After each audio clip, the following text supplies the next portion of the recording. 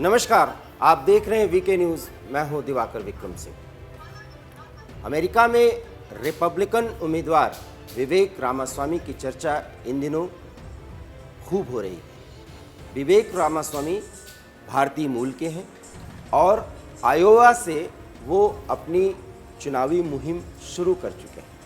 अपनी चुनावी मुहिम में रामास्वामी बराबर भारत और अमेरिका के संबंधों पर विस्तार से चर्चा करते हैं और चर्चा के दौरान वो इस बात का जिक्र करते हैं कि आने वाले समय में अमेरिका के दृष्टिकोण से जो जियोपॉलिटिकल सिनेरियो बनेगा उसमें भारत को पूरी तरह से मजबूत और ताकतवर बनाना है।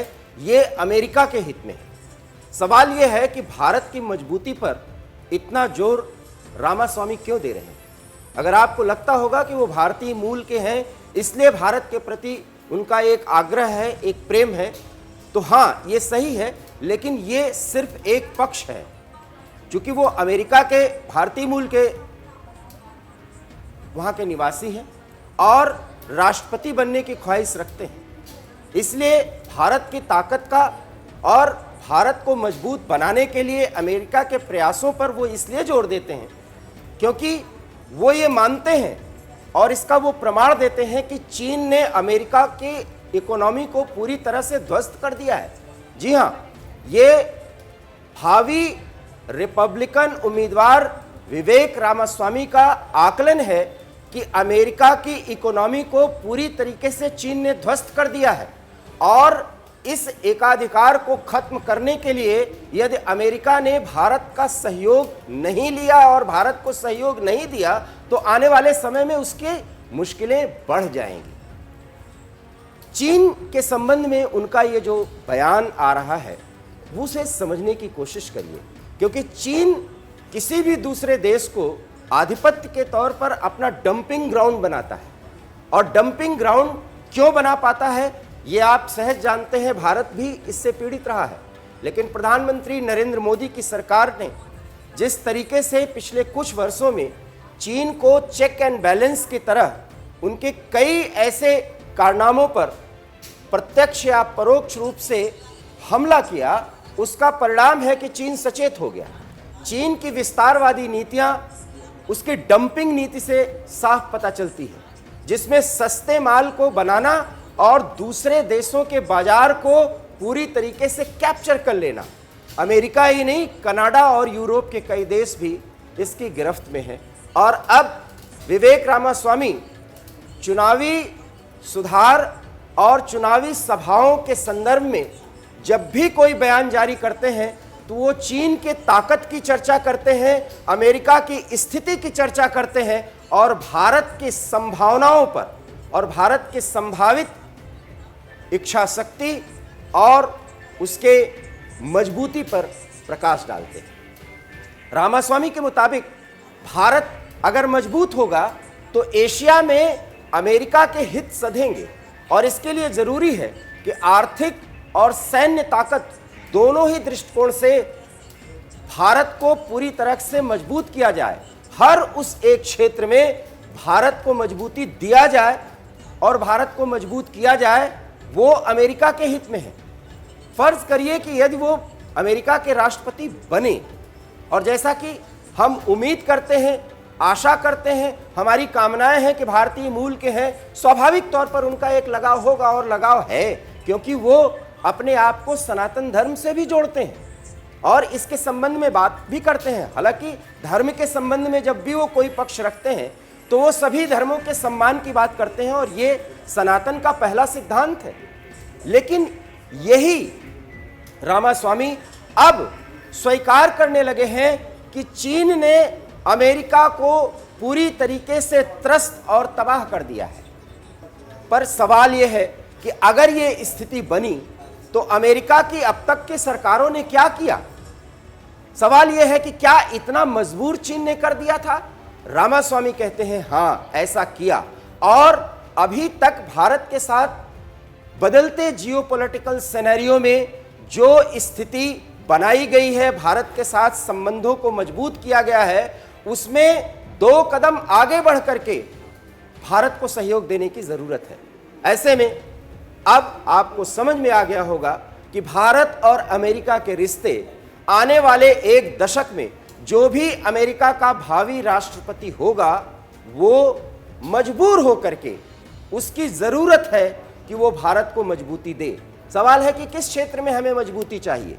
वो पहला क्षेत्र है रक्षा, और इसकी शुरुआत बाकायदा वर्तमान राष्ट्रपति के शासनकाल में शुरू हो चुका है। जो बाइडेन ने जिस तरीके से प्रधानमंत्री के पिछले मुलाकात में और जिस तरीके से उन्होंने आवाभगत की और जैसा रक्षा सहयोग का पूरा ब्यौरा और खाका तैयार हुआ है, अब ये तय हो चुका है कि रक्षा के क्षेत्र में तो हम आगे बढ़ेंगे ही बढ़ेंगे, साथ ही साथ जिस सप्लाई चेन पर चीन एकाधिपत्य करके अमेरिका की स्थिति को, अमेरिका के आर्थिक स्थिति को यहां तक पहुंचा दिया है, उस पर भी लगाम कसने की तैयारी अमेरिका करेगा, लेकिन बिना भारत के सहयोग के नहीं। ये रामास्वामी बार बार कह रहे हैं और इस पर अमेरिका के जनता का उन्हें समर्थन मिल रहा है और इसीलिए वो बहुत लोकप्रिय संभावित कैंडिडेट के रूप में, राष्ट्रपति कैंडिडेट के रूप में माने और समझे जा रहे हैं। सवाल यह है कि अगर रामास्वामी इस तरीके का बयान दे रहे हैं तो जो लॉबिंग की एक प्रक्रिया है वो अगर अमेरिका में शुरू होती है तो क्या रिपब्लिकन उम्मीदवार के समर्थन में भारत को अंदर खाने लॉबिंग करनी चाहिए? जी हां, लॉबिंग करनी चाहिए और भारत लॉबिंग कर रहा है, वो भी भारतवंशियों की बदौलत जो अमेरिका में वैसे ही मजबूत हैं जैसे वहां पर यहूदी लॉबी बहुत मजबूत है। और ऐसे में अब रामास्वामी ये समझ चुके हैं कि भारतवंशियों के ताकत और उनके सहयोग की बदौलत उनको एक युवा कैंडिडेट के रूप में ज्यादा मान्यता मिलेगी और इस मान्यता की बदौलत वो अमेरिका के राष्ट्रपति बनेंगे। सवाल यह है कि रामास्वामी राष्ट्रपति बनते हैं या कोई और, लेकिन भारत की अहमियत क्या होगी?